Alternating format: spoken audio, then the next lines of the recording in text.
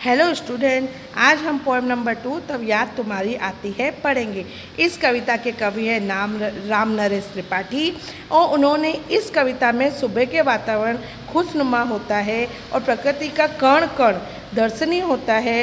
रिमझिम बारिश से सुबह का दृश्य मनमोहक होता है और आकर्षक होता है। इस कविता में ये दर्शाया गया है।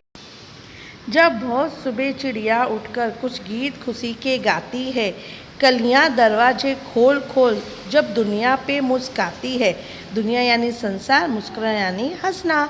खुशबू की लहरें जब घर से बाहर आ दौड़ लगाती है। लहरों का मतलब होता है झोंका। बाहर आ दौड़ लगाती है यानी कवि इस कविता में कहना चाहते हैं कि चिड़िया भोर में, भोर का मतलब होता है सुबह, उठकर इस तरह चहचहाने लगती है जैसे वे खुशी के गीत गा रही हो। कलियां अपने दरवाजे यानी उनकी जो पंखुड़ियाँ होती हैं वो खोलकर सोती हुई दुनिया पर मुस्काने लगती हैं यानी हंसने लगती हैं। खुशबू की लहरें फूलों में से निकलकर चारों ओर फैलने लगती है।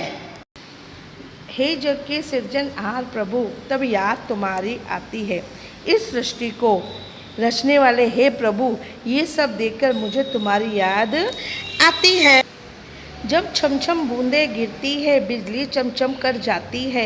मैदानों में, वन बागों में जब हरियाली लहराती है।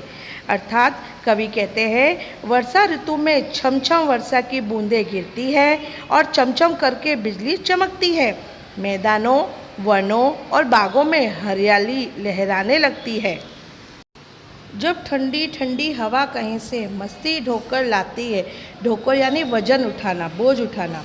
हे जग के सृजनहार प्रभु, तब याद तुम्हारी आती है।